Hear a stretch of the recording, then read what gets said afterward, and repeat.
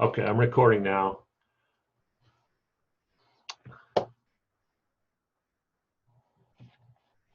And share screen.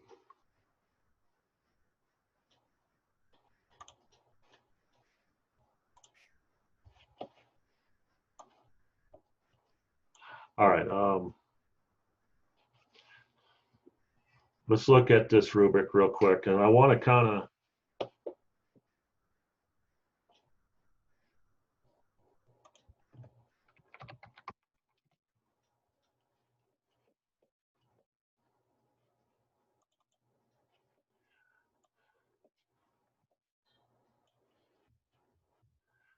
just kind of give you an idea how to get started. I think, all right, who's having a hard time seeing this? You know,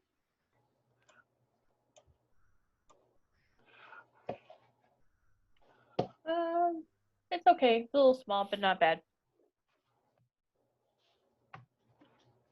okay. I think I did take what I had written in the beginning here and put it down on one of those slides earlier on. And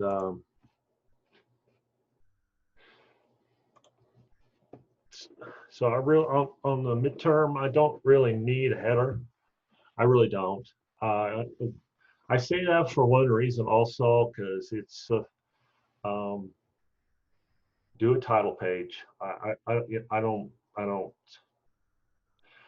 want you guys to start up on top and where stop taking so much space with your header. And actually, you could do your header, just do it right, like I've been asking. So it's going to be 6 to 7 pages, double space times New Roman. I can see where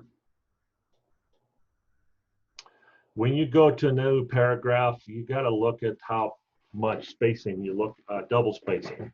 You need to fix it because I can see how is this kind of like a little bit more as between the sentences or lines. So you got to check that out. And just give me the page number down there on the bottom. And I hate it when my stuff doesn't work. Oh, okay, there we go. Let me go over here. All right. All right. You know, you can go to a citation machine online and you can go to Zotero. And make sure it's Chicago manual style. It will format your footnotes for you. All right, make sure that they're formatted properly. So nobody's really had a problem with that. I think I've seen it rather decent, except that it really I like to kind of neat down there and indent it also the first note or first line of the footnote. And I won't get into all this. Well, no, I will. I'll hear in a moment, I'll talk about paragraph transition.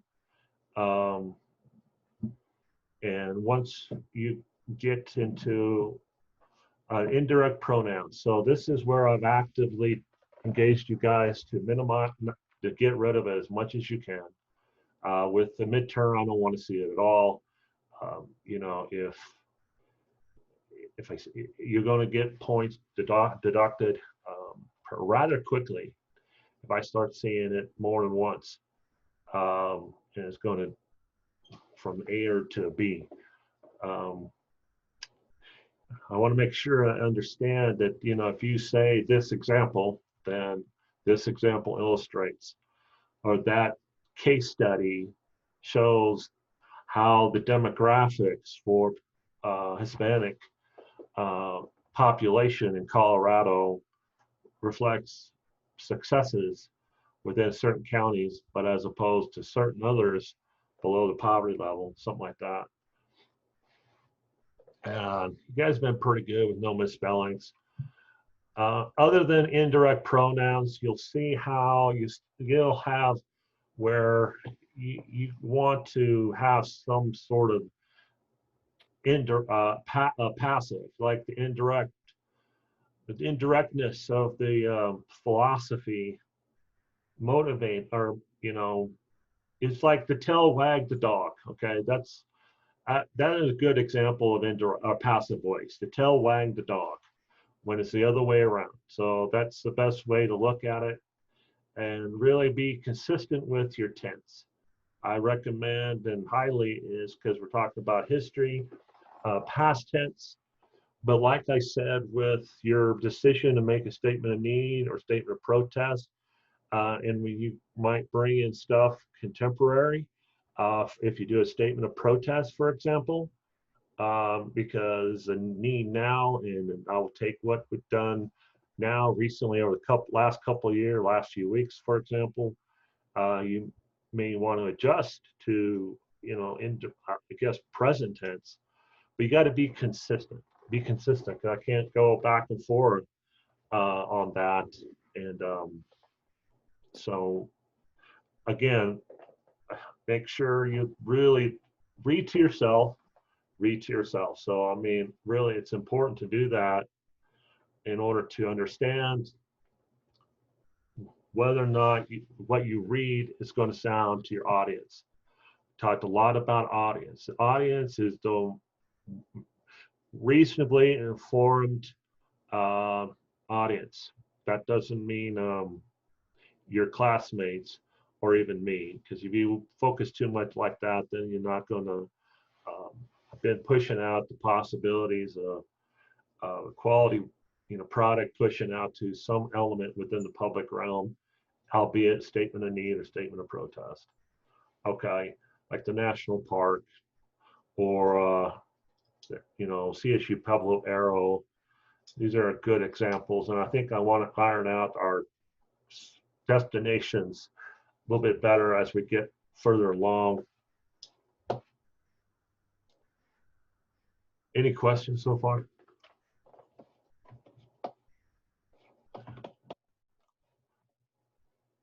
So this is a rubric, and let's go over it real quick. I don't think I ever really touched upon this during class. And now that I think about it, I'm kind of going, oh shoot. All right, so it's going to be broken down. It's not going to be the 25 points. It's going to be 250 points as midterm, as in your syllabus is 25% of your grades. So as this is 25 points for discussion response, the range of points is relatively the same, as instead of being 5 points, it'll be 50 points. And you have 5, okay, yeah. So you're going to have 5 criteria, right? So 250 instead of 225. So I don't know if there's a little bit more room for error. I don't know. It depends.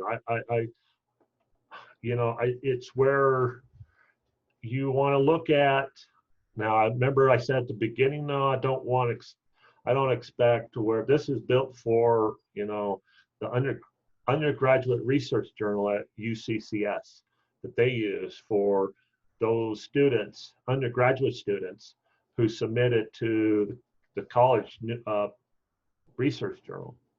And I'm a peer reviewer. So that when they submit to your article paper to a journal is peer reviewed.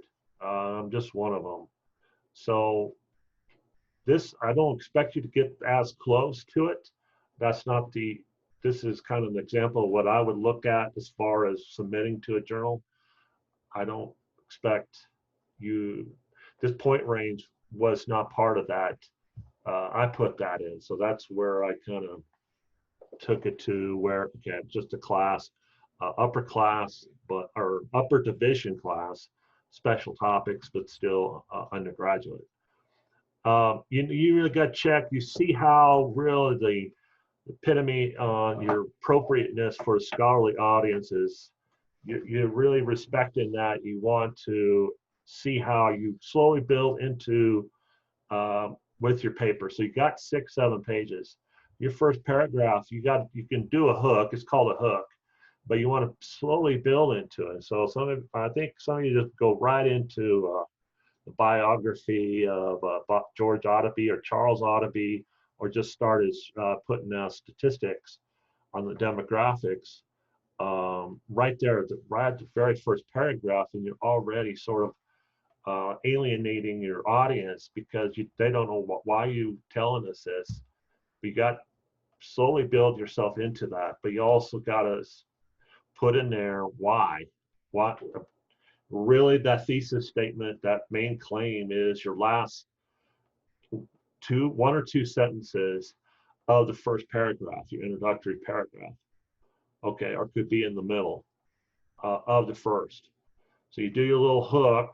Hey, I got a wonderful little story for you, or rather, something that you want to hook the audience.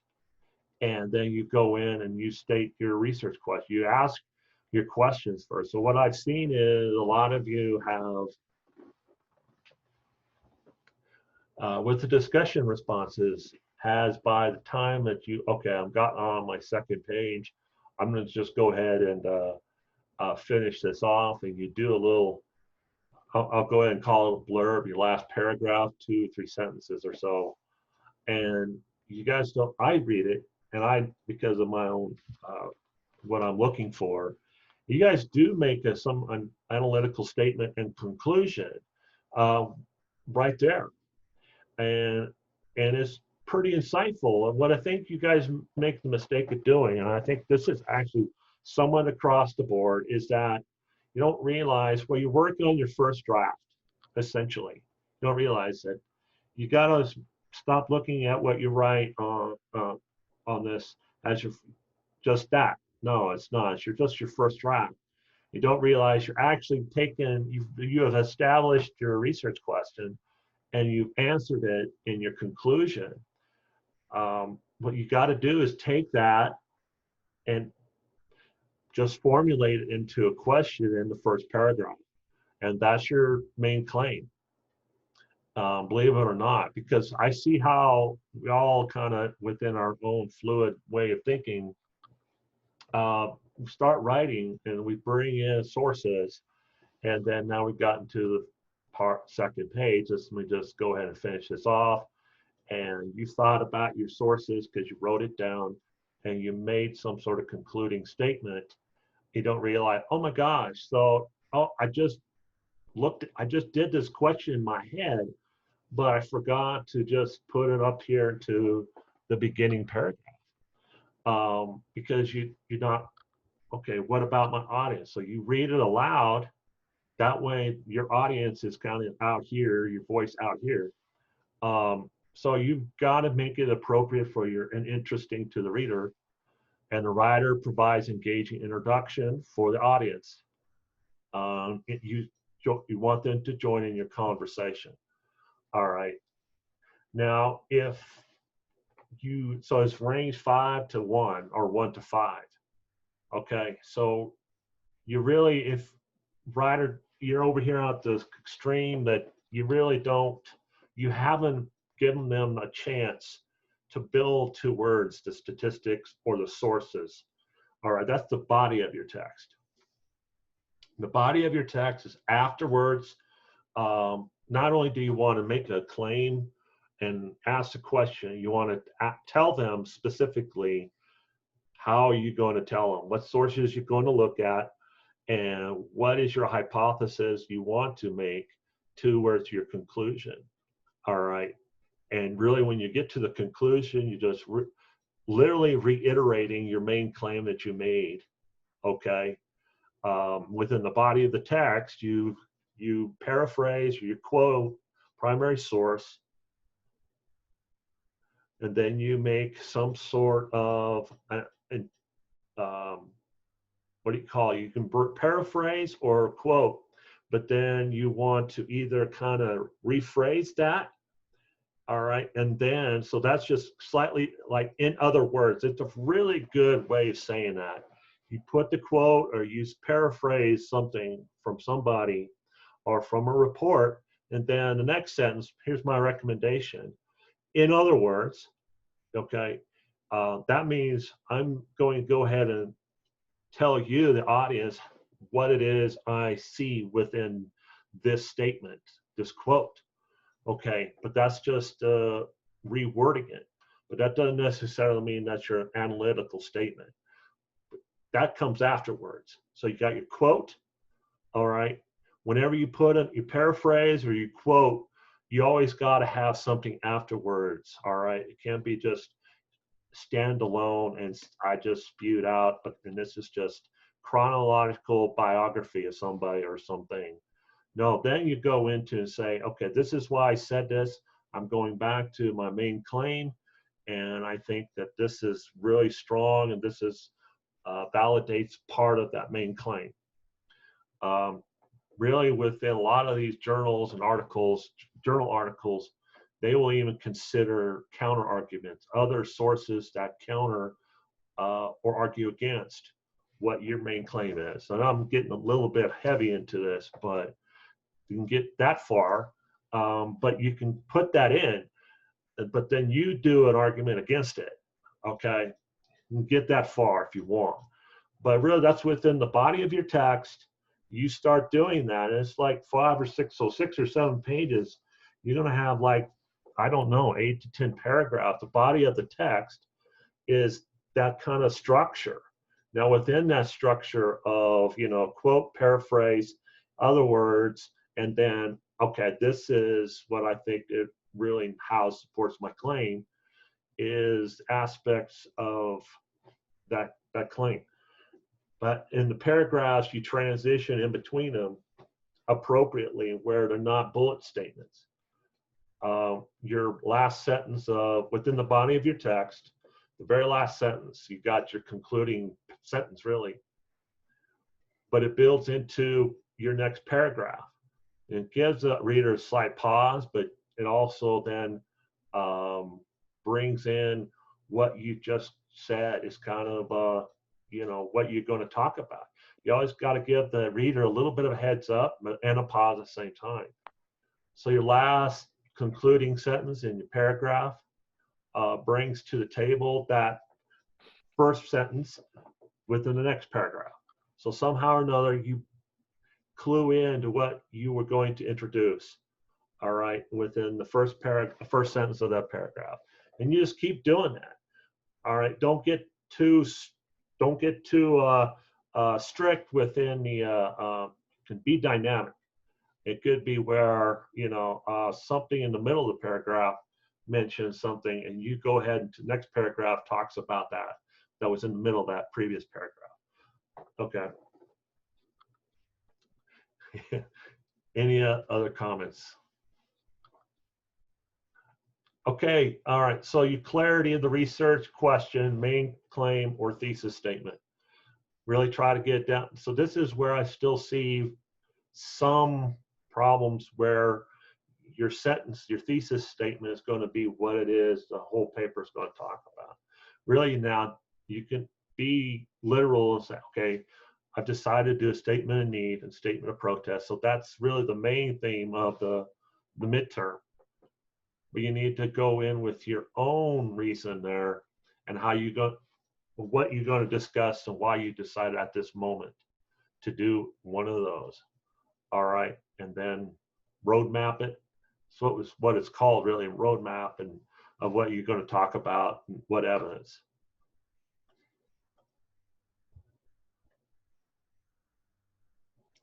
If you don't have anything, you really just got to put it out there before you get to it. And I see how you make that, you come up to your claim until a conclusion. You literally got to take that paragraph, that last paragraph, and move it on to the first page on top. You'll be very surprised in how things will come into your lane and see your evidence. Okay.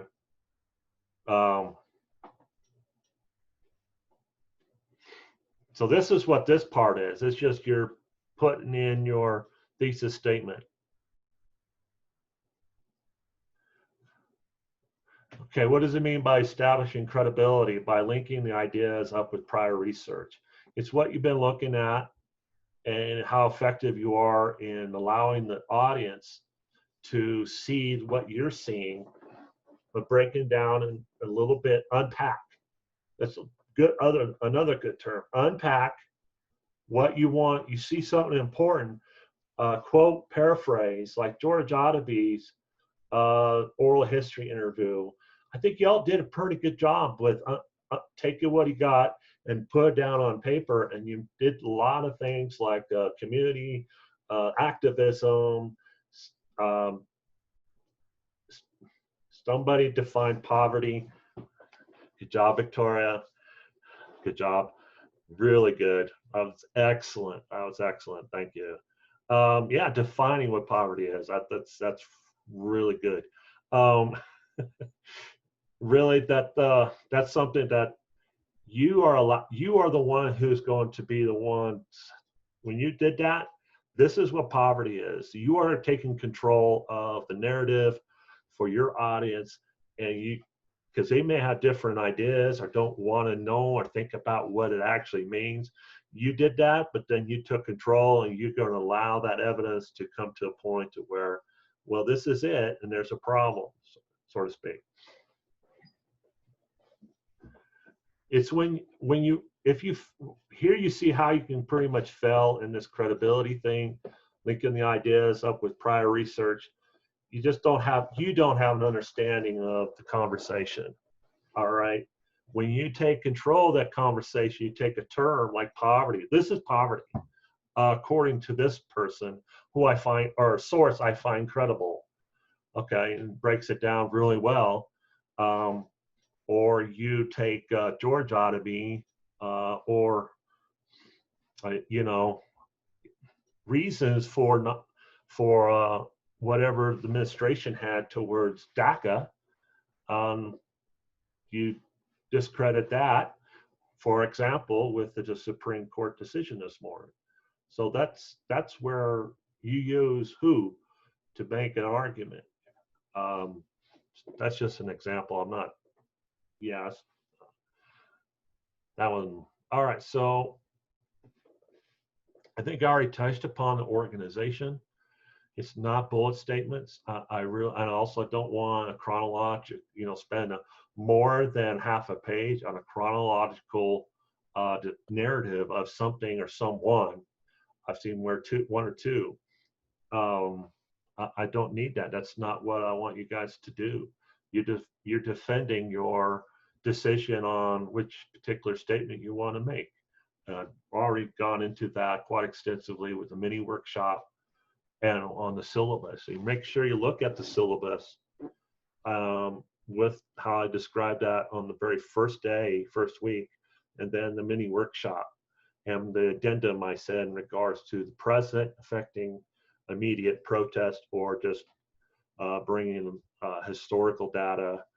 The extent upon which you do that, I know even with the statement of protest, you have that historical background now. You have it, whether you like it or not. We've already spent like 6 weeks looking at the past, all right, in agriculture and labor. Sugar beets, really. If you're all over the place, all right, then, here's the organization lapses, so the audience frequently reorient themselves to sustain engagement with the paper. The paragraphs lacks unity and coherence. So really, it's like in the body of the text, you can take within like page 3 or 4, you can go back and say, hey, I mentioned this above, if you recall. You can do that. Actually gives the audience and yourself recall, review what we just talked about. Even with just 6-7 pages, you can do that with a couple sentences. And so I already beat the pretty hard with the clarity of language and the grammar. Okay. One other aspect I need to talk about within the organization and format is you guys got to check your settings on whatever Google Docs or Word or whatever you use for Mac. I'm not sure.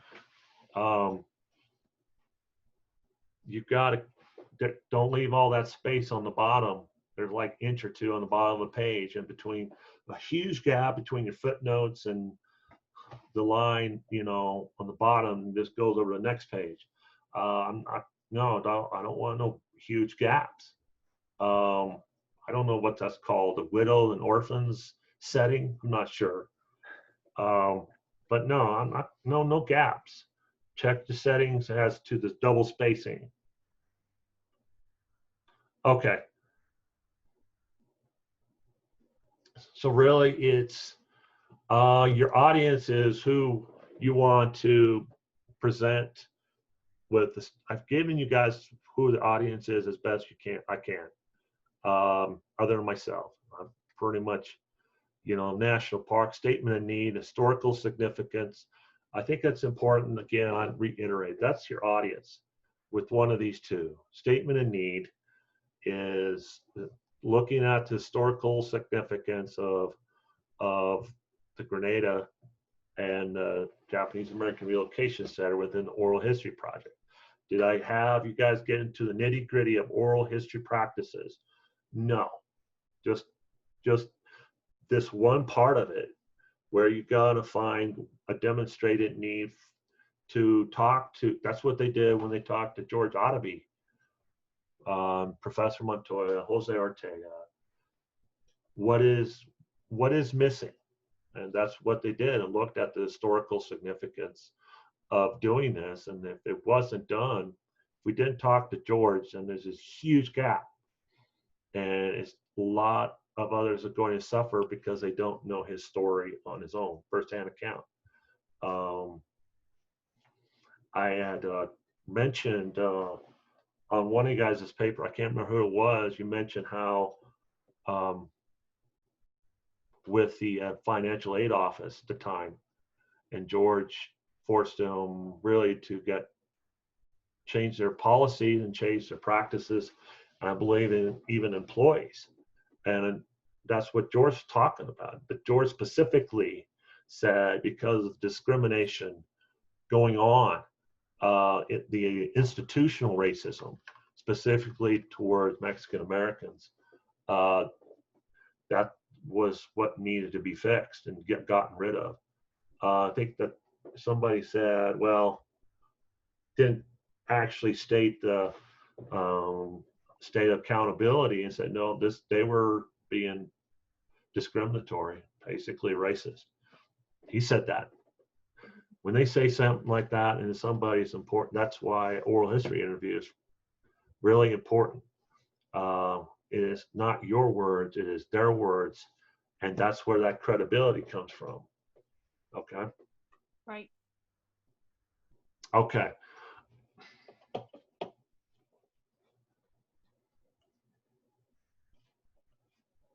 All right, any questions on that right now?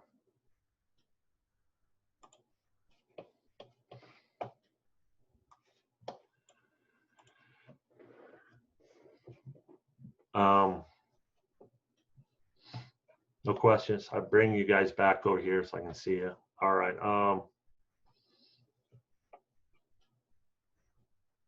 What else was it? Okay.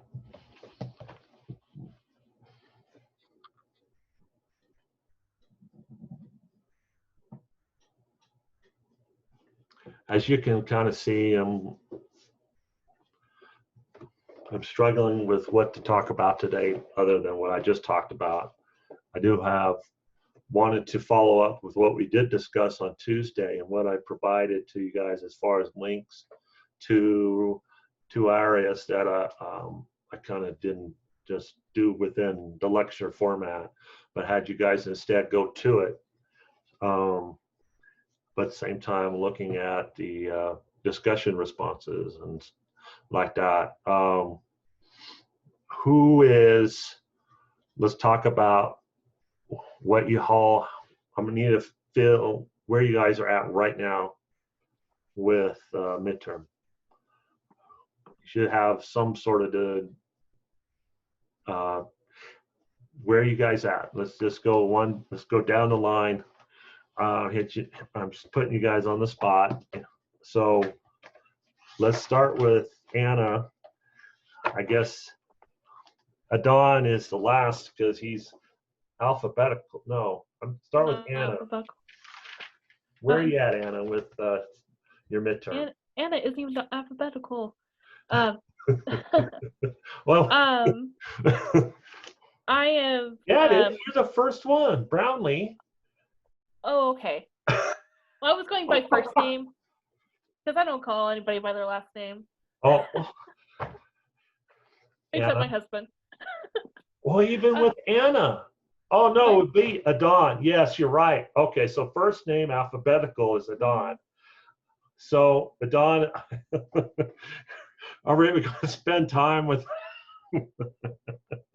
Oh no, Anna, go ahead. Okay. So I am still pulling together some of my I'm doing some writing, and I'm kind of pulling together my research. I work full time, so my time is a little bit limited, but I have tomorrow off, so tomorrow is going to be like the day when I do most of my work. Uh, um, I don't know. Okay, as if you had to make a decision now, and you telling me, give me your elevator pitch. Um, I am doing a statement of blank because of this right now. well, I was working on a statement of protest in relation to my work with um, DACA students. So the the Supreme Court decision this morning is an interesting change in that. Uh, so I work for the university, and I work with the DACA students in part. I've worked with a lot of students, and so my statement of protest is about the lack of support for our students at the national level right now, and the current political situation. Um, so Okay, so I want to. That's great, actually. You're on the right track as far as using your personal experience at this time in the present as statement of protest and very relevant material, relevant regards statement of protest. But let me try to describe where I wanted you guys to go to, at least towards the final, and that was the migrant worker status by that time, or by now, mm-hmm. compared to 1960s. Well, all of what we've seen since 19th century, but really when migrant workers came into play within the labor consideration and sugar beets, onions, and then you'll see hemp because I have you guys doing a hemp analysis. So uh, it is really hard for a teacher like myself to kind of get you guys guided towards something that you feel it will help in regards to the curriculum here, and especially when you have some that consideration that is with a sense that does deal directly. You feel the sense that that's the statement of protest. That's exactly what we've been talking about. And not discourage you to use that motivation to go to other areas of what it is I want you guys to look at that is relevant to this present day, because the hemp is going to come and you'll see it, and something got slipped through the cracks, and there was no legal mandated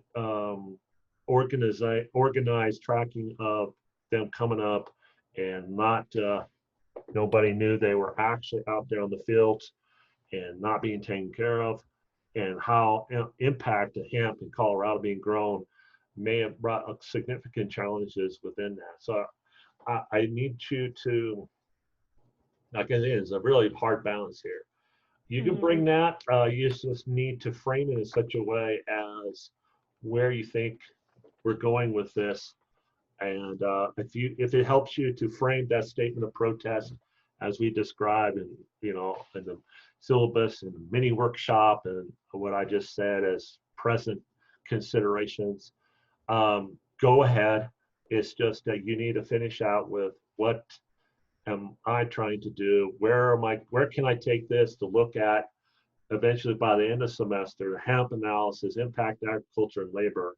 Mm-hmm. You'll start to see that there's some problems there too.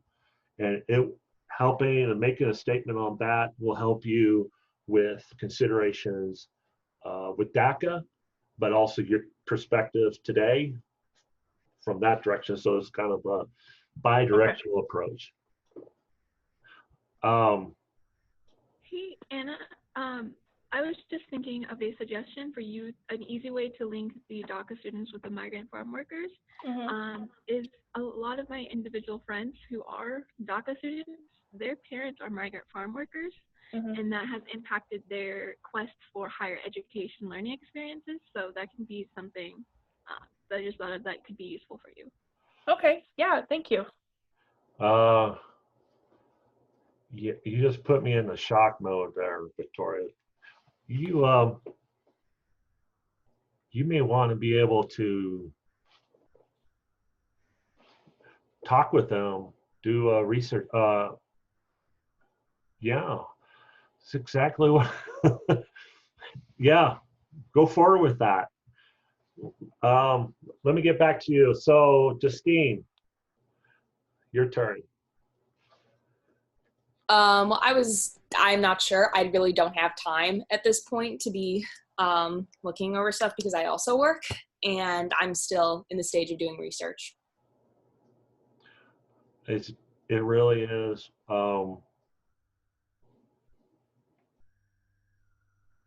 I also didn't understand what this midterm was on until just now. So. Okay, this is why I like to get on here and talk about it, and then. All right.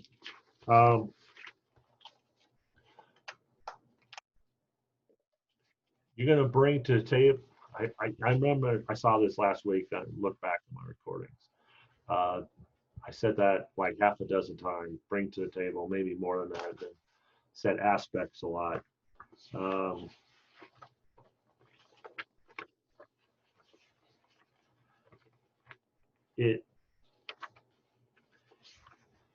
Okay, so these key terms to use that need to bring to what we've already brought, Justine.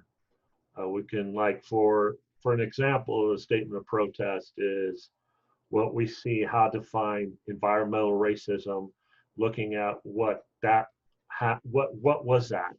So there's one of them, environmental racism. So one of that was Salt Creek. You saw that with the interviews, and I hope that you've seen those and get to those. And then. Can I actually speak to you after class? I'm having issues with Satiro, actually. Yeah.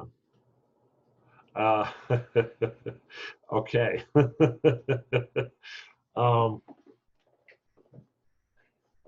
So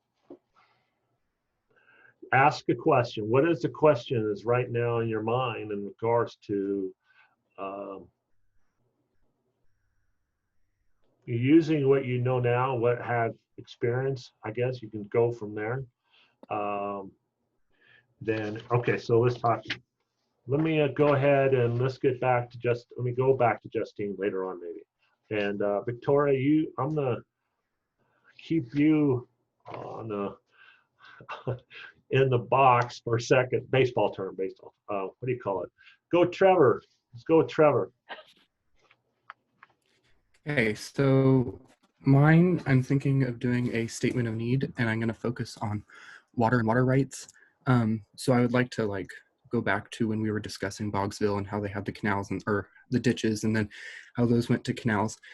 Anyway, the whole point of what I want my paper to be is to look at how immigration has changed just as a whole to the state of Colorado, how we're having an increase of people, and what that is doing is causing more of a need for water in the cities, and that's having a negative impact along the river for farmers. So what I'm looking at is how you have pivots. So the sprinklers, they use significantly less water.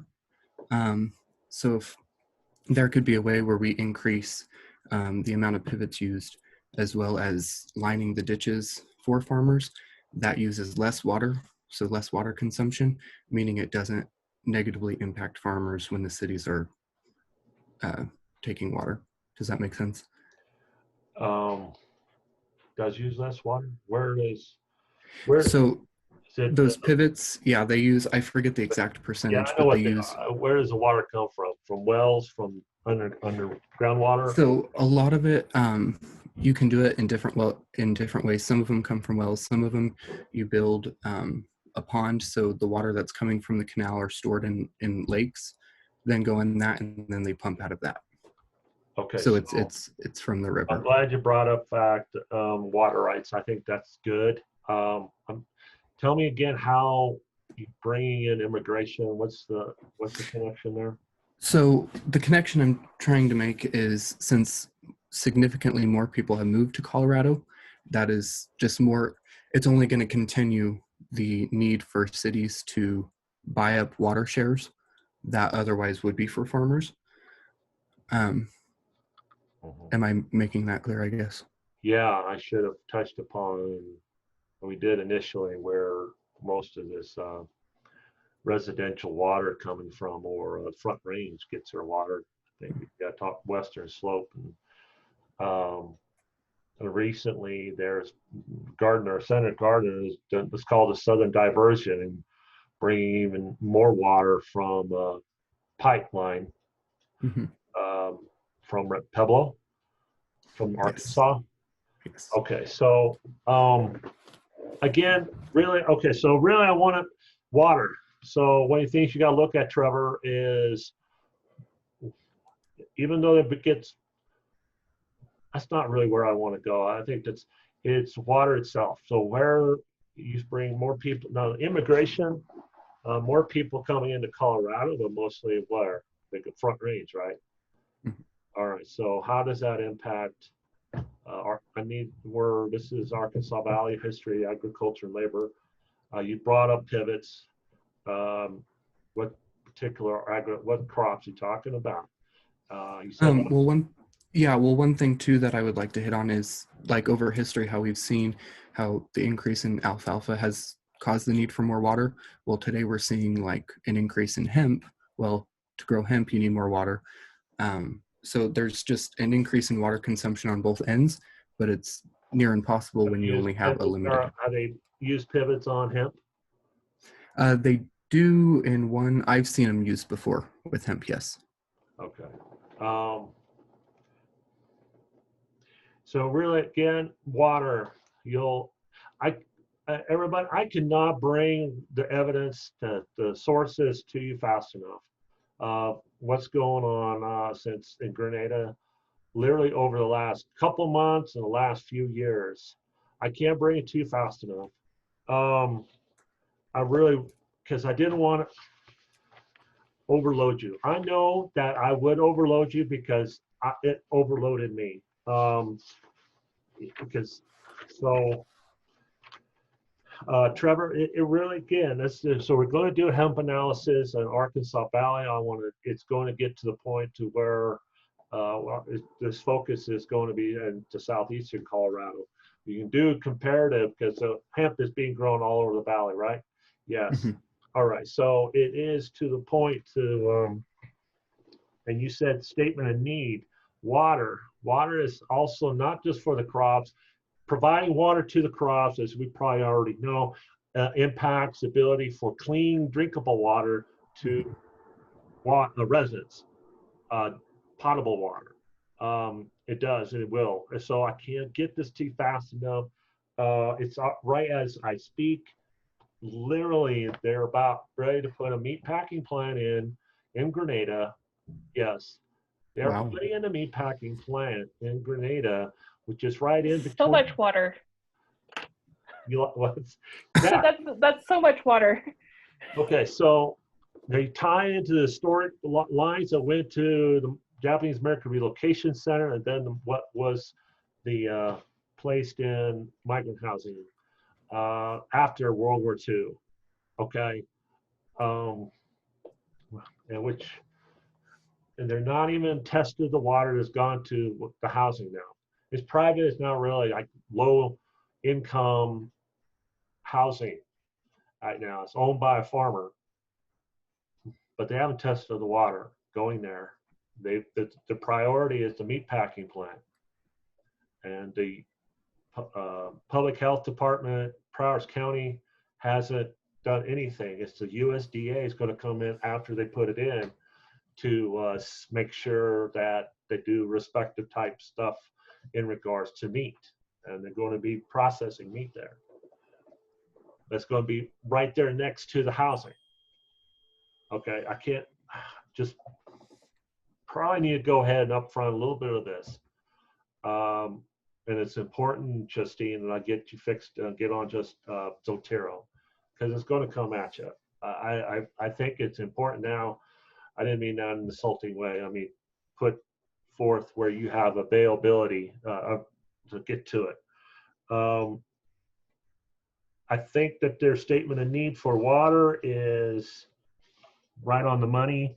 As far as immigration, this is impacting, yes, immigration, but I think it's just those who come up from the Texas borderlands. Unless you know something I don't, and you looked at something, most of the migrant workers are, they do come from other areas, but mostly do come from Texas borderlands, like Harlingen. At this time, I really, the concern, okay, brought up DACA as far as this class. The specific statement on protest of immigration itself and the legal realm of that, or moral, I should say, also. But it's not something I need to touch upon within the statement of need. It's the migrant workers who may be, whatever status they are. The concern I have for their status is legally, as far as where you see where I come in on that. That is how each person, regardless, is defining their citizenship and their rights. And you're going to find migrant workers deserve as much equal treatment, but that's respective levels of support. Levels, I mean, government, local, grassroots, state, national. All right. So we'll go from there. Let's go ahead and that's good, actually. That's really good. Derek?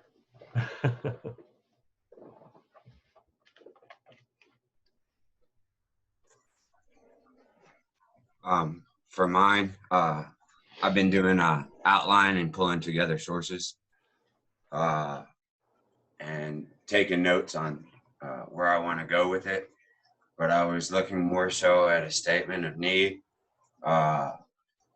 comparing the inequalities of how migrant workers are treated. And it's almost as if it's a forgotten thing due to other civil rights matters that have been occurring now and even prior to in the 60s. Excellent perspective. That's, you hit upon something very, very good here. And as far as how certain marginalizing of other groups impacts the focus of those who continue to be marginalized. And what it is almost to the point that we're looking at something like it's almost don't look upon the perspective properly. And then really that's very subjective term. That's very subjective. It's almost look like a competition. It really is. In regards, if you look at it with how things are right now, how quickly the narrative has shifted within the public realm, time and space, space like in the city where they protest or riot, shifted all that from before that. It was, well, the impact of coronavirus was really hitting upon people of color, persons of color, African Americans. So, but quickly, very quickly, we saw blatant racism and just like that. And it's a tendency to say, well, no, we still have issues here. And you're right, absolutely. I will tell you though, be careful. Well, I'm not you careful, but in the 60s and 70s, so Colorado College is a good example, and I could probably bring it to within the Latero. Colorado College and the Black Student Union that was set up there. Oh, you've seen well, Spike Lee's movie. Black Klansman. Thank you. Yes, so that is based on, that's Colorado College. That's because I've been down there. I got a few months ago. So here's what's going on. MECHA started there at about the same time as Black Student Union. I think there might have been one other African American group, student organization, but Black Student Union. It was 70, 71, about the same time as they got chartered, they got approved as a charter student organization, Colorado College, the Black Student Union. All right. Same time, their communication element of MECHA was established and they got chartered. And there were a lot of activities afterwards around the state, specifically protesting conditions for migrant workers. It was because of the Black Student Union and the establishment of lateral communication there between African Americans and Mexican Americans. I've been some Asian American, I'm not sure. Same time, because of that communication part. At the time, there was when they were fighting that no, we can't have the main newspapers talk about it because they're not talking about it. You know, that the newspapers weren't saying anything about the conditions. It was really bad. This was where like Magdalena Avila comes into play and going up there with Fort Lupton, San Luis Valley. Yeah, so that's really where we probably don't see it now. There might be some, yeah, it is. Forgive me. I'm full of information. Magdalena Avila was down there last month in Brunswick, Georgia, protesting with everybody else. With at the time was Ahmaud Arbery.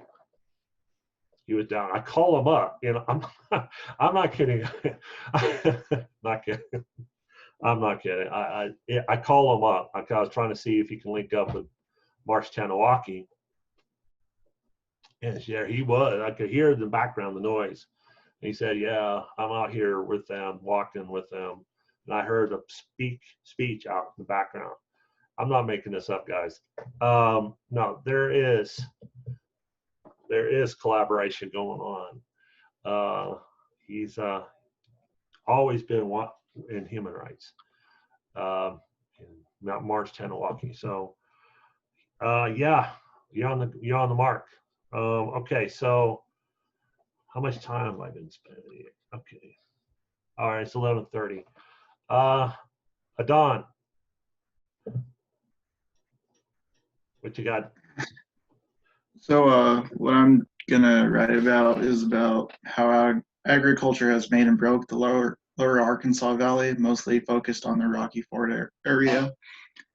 I'll give some historical background on George W. Swink and the watermelon day and the cantaloupe, of like the main crops of Rocky Ford that has been made the town famous, I guess. And then talk about sugar beets and other cash crops such as onions and like their like Griffin-Holder, L&M, frozen food, and then about hemp, about the growth of hemp. Okay, yeah. So it really is to the very physicality of the work, the manual labor that was done. As you saw within there was a term used, and it was some stupid documentary that was put out and describing the type of labor that was being done, particularly like onions. You leaned over all the time and referred to it as stoop labor. Now that's not, that's what it was. That's in the early documentary, 1960s. Probably just go to YouTube and put in that term. And so that physical thing and that description, using it specifically, it was used to specifically describe Mexican Americans or Mexican nationals and migrant labor, others. But at the time, in the 60s, after World War II, the Bracero program, that was a term to just demean them. By 1954, the Bracero program, they were already on a national scale trying to deport them. And I won't even go ahead and describe what the name, who knows the name, what they named Operation what? When they deported over 100,000 mass back to Mexico. Nobody knows. Okay, we'll talk about it Tuesday. The other term used because they crossed the Arkansas, the Rio Grande. That became a term, and it's something that I heard when I was a kid. And unfortunately, my father is, we grew up in Eastern Oregon, the same type of culture, agriculture, and he used the term. He referred to others using the term, and I can't. I'm not even going to. It just makes me disgusted just thinking about it. Okay, so really, again, compare that type of physicality with what you just mentioned, onions especially. They literally walking down and leaning down and planting the onion seeds or little things of onions. Sugar beets, and then what is that physicality with hemp, and where they lived and how they lived or were housed. Okay, all right, good. Victoria, I thought, go ahead, go back to what you told or recommended to Anna, and then go ahead and talk about what you want to do. Okay. So a lot of what I've realized among DACA students is that one of the reasons that they're so dedicated to education is because their parents have pushed it on them, and their parents are migrant farm workers who are well aware of this opportunity where education can get your foot in the door. You have more abilities to get out there, to put your name out there, and kind of have more of an influence not only on your own community, but like family. So that's what I was thinking for suggestions for you. Yeah, you were breaking, your video and audio is breaking up, so we didn't get, okay. You were garbled, so I'm sorry. We basically almost missed pretty much everything there. Okay. So essentially what I've noticed is a lot of DACA students, one of the reasons that they're so pushing towards education is because their parents are migrant farm workers who are working these hard jobs, so that way their child has this opportunity to go to higher education here and achieve the ability to put their foot in the door, so that their success is not just their child's success, but like the success of their families and their communities like overall, by obtaining this opportunity of college education. And what do you plan on doing statement-wise? So for mine, I'm taking a little bit of a different approach. So essentially how I want to start out is with discussing the issues that migrant farmers have faced, and especially the difficulties of the Mexican migrant farm workers and their families. And kind of my call of need is to document their struggles in the form of art, in this form of like storytelling through art, because we can collect all the data, we can make all of the analysis of data, and we ourselves can be like, oh, we believe we need to put our efforts towards this difficulty they face, but we don't necessarily talk to the communities about the issues that they feel are the most impactful, that have the strongest negative influence on them. So I feel like if we are to interview these individuals and get to know their stories and document it in the form of art, and even do something like recognize it here in Pueblo by putting murals back up along the Arkansas River, we're able to tell their stories and help them be involved in the bettering the quality of life. Um, That's what I have. okay, so you got me. You got me. Um, I'm kind of stunned right now. Hold on. Wow. Uh, wow, that's great. Geez, kind of. Can you? Okay, so can you send? Can you what they have with a lot of journal articles and peer review type stuff is an abstract, brief, one paragraph introduction of the article that they have. Yeah, I was wondering, could you send that to me? It's an abstract. They call it app, just a blog, and send it to me. Because you just, yeah, I don't know. Maybe I don't want to. Damn. Okay, so I do have a couple things. Oh, geez. What was that you wanted to have at the next Arkansas River, as far as art? Yeah, so I wanted to kind of be like, we interview these individual migrant farm workers to document their struggles, and we can make artwork based on it. And then we can recognize these struggles and put up their stories along the Arkansas River, to kind of also raise awareness and also kind of put a like out of the box kind of thinking of the difficulties that they face. Have you done some? Are you have contact with the community leaders or organization in Pueblo? Not necessarily. I work with the El Pueblo History Museum, and I know they work with a lot of parts of the community. And I also am connected to the Latina leaders within the community, so who are powerful women. So yeah. Okay.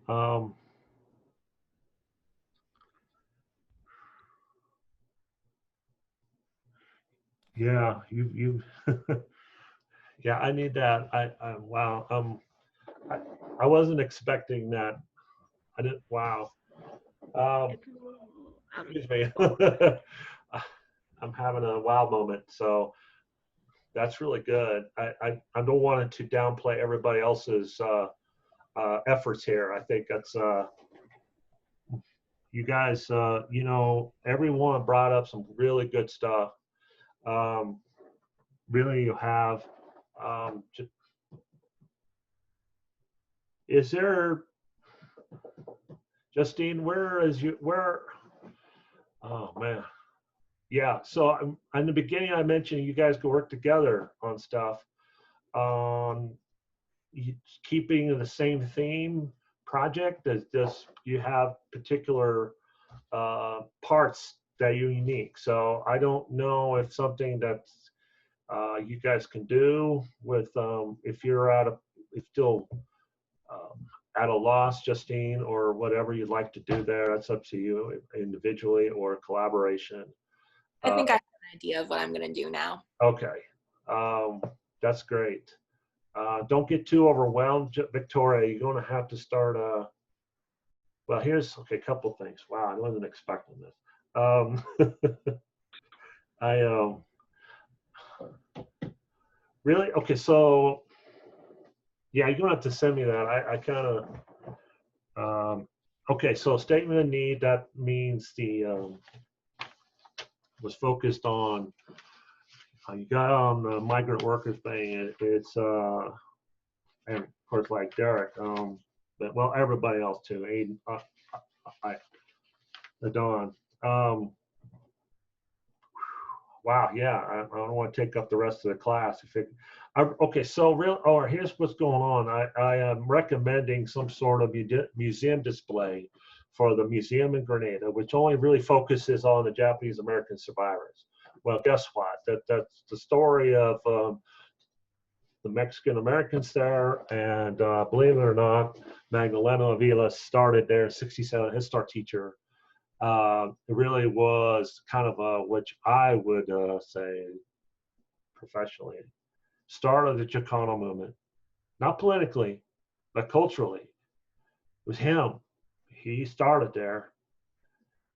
He really wasn't something that, boy. Yeah, so something that shows the significance and story of Mexican Americans in southern Colorado, southeastern Colorado. Something I asked for John Hopper to consider. As far as that consideration is very, very convoluted, and so, boy. As far as art, yes. Oh man. Okay, so yeah, I'm not going to take up any more time. Look at what we had as far as I got on the syllabus, Victoria, and make sure you start writing down actual specific questions. What you're going to have to do is take what you want to do, ideally. So that's what I had to do, ideally. So honestly, ideally, it's going to be too much for this class until the end of the semester. Too much. I can guarantee you that it's going to be. And then you're going to have to take what you want and then do what you want it as minimum. What is the minimum thing that needs to be done between now and June 30th or July 30th? What are we capable of doing within what you still have to do with the class? It's where I've been trying to collaborate with Lamar Community College with Oral History Project and Museum of Grenada. Yeah, I can't. The housing there was the first housing put in, cooperative migrant housing in the nation. That was financed and supported through Farmers Home Administration, 1967, right about the time before I was born. And then Magdalena Avila started up in the summertime as an employee of the Colorado Migrant Council, and was a student at UC Boulder's, just started up there. They just started up the Colorado Migrant Council.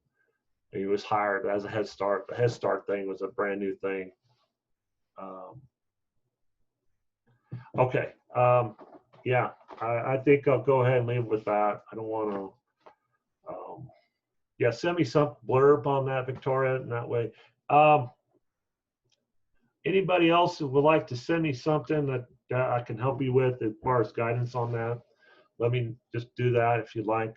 I don't know where everybody else is, kind of. But anyway, so the midterm, like I said, is due by class time on Tuesday, and then